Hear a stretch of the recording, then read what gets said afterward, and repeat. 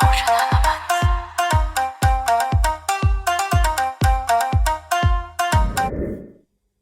was talking to Stephen Ojiri last month, and he pointed out something that was quite interesting that I hadn't clocked before, actually.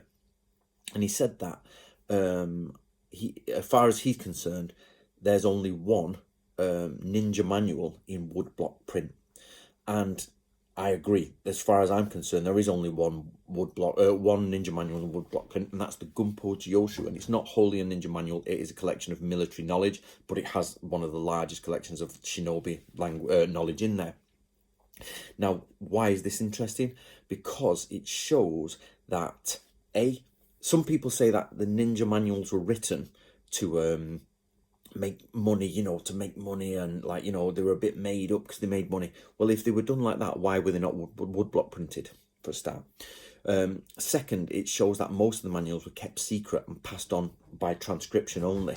So the idea is that each little school had their manual and they were making money through students. That's absolutely fine, but what they were doing is transcribing it to their top students, or some of them were only passing it on to very few people. You've done really well, I'm passing this on to you, I'm passing it on to you. And for example, the Shoninki manual, which is True Path of the Ninja, actually in existence today, there are only about 12 copies, roughly 12 copies that I am aware of. So it probably wasn't copied more than 50 times in its 400-year existence, or 300 years or whatever it is, from 1681. Basically, it's not been copied many times. Over those years, it's only been copied by a handful of people. The Bansen Shukai has more, but its purpose was to spread ninjutsu, actually collect ninjutsu, but it wasn't woodblock printed. Now, this brings into question, how much does it cost to have a woodblock print made? And then, is it way outside of the costs? But the real issue here is that if people are saying shinobi manuals were made to make money, they were just made to make money, how did they, get ninjutsu the same across all of Japan, across all of the times, when there is no major distribution of woodblock printing there for people to check? The only one being Gunpo Jyoshu, and they don't all copy from that. They actually do different things but look similar, and are things that are not in the Gunpo Jyoshu are in multiple scrolls from different places. And basically, it means that what we've got is a collection of families in the 1600s who are passing on ninjutsu, and they're only handwriting it and passing it to a few people, and that on the whole, people are keeping it safe and within their tradition, except for the Bansen Shukai, which is apparently meant to be out for public.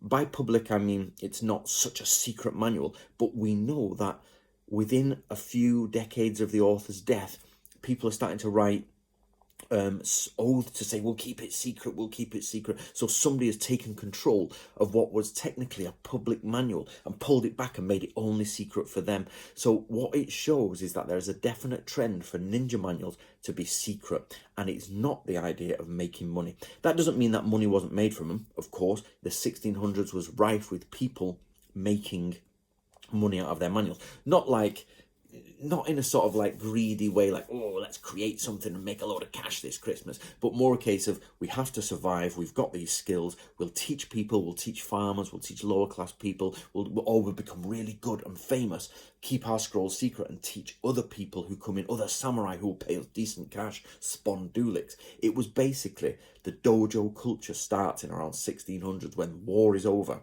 And obviously it's before that, but my point is dojo culture ramps up with the Ronin problem. The Ronin have got nothing to do, so they're writing about it. Now, this is where it becomes an issue, because some Ronin will literally handwrite manuals saying they're from the past. Doesn't mean the information was wrong, but they did clearly lie about where the manual was from.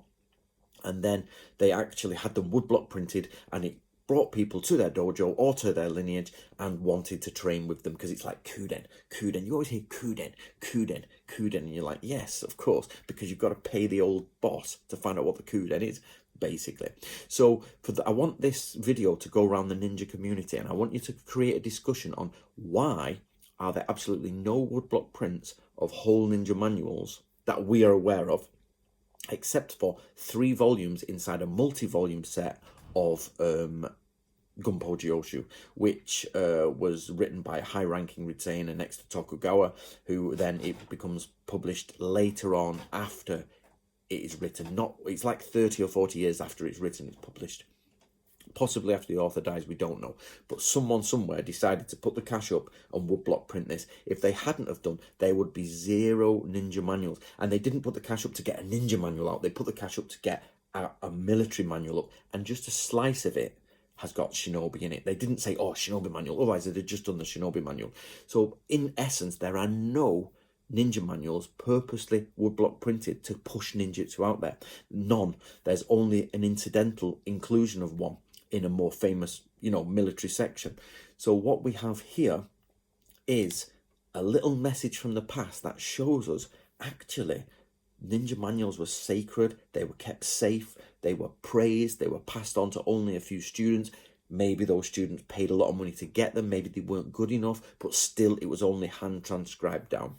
There you go, guys. What do you think about that? Let's get that message out to the ninja community. And if you are interested in reading the Gunpei Joshu, then you need to get a copy of my book, which is Secret Traditions of the Shinobi by Blue Snake Publishers, which has all of it in, all of the 3 ninja manuals translated for you to read in English.